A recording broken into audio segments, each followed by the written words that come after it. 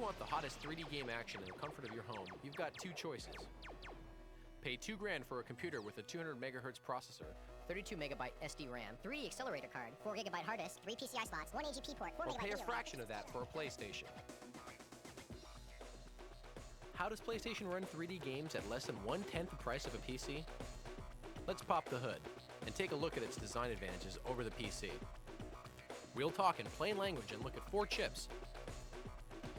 Think of them this way. One is a juggler that manages information. Another is a math brain, which recalculates it.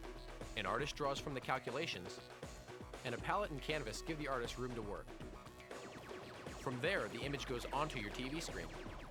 Let's take a closer look at the action from CD to screen. A laser bounces off pits and bumps in the microscopic track of your CD. These are read as zeros and ones, offs and ons. The zeros and ones are translated into 3D coordinates. The coordinates are picked up by the juggler, also known as the Central Processing Unit, or CPU.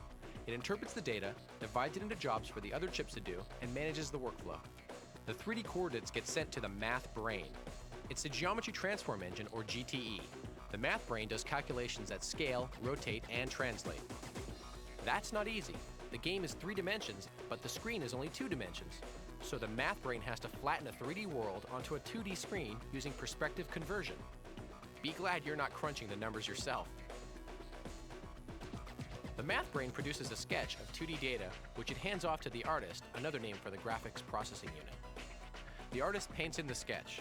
To have room to work, the artist gets color and texture from a palette and builds the actual image on a canvas. The palette and canvas are in a 4th chip called the video memory. From the canvas, the image is projected on your TV. Meanwhile, you're going wild pressing your controller.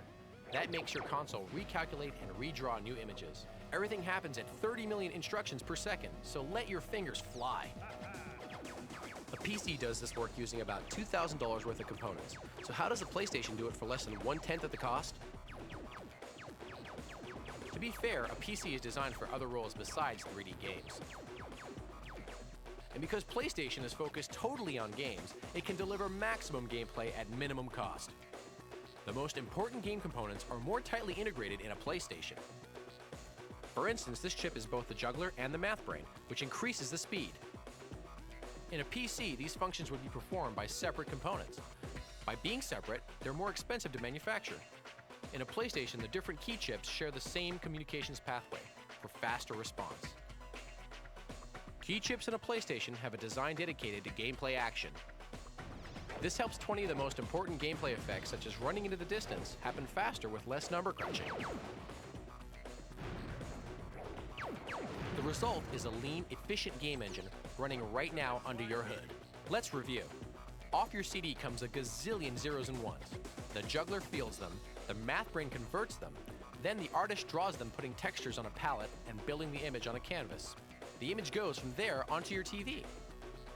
Meanwhile, your fingers can just pound away. Play on.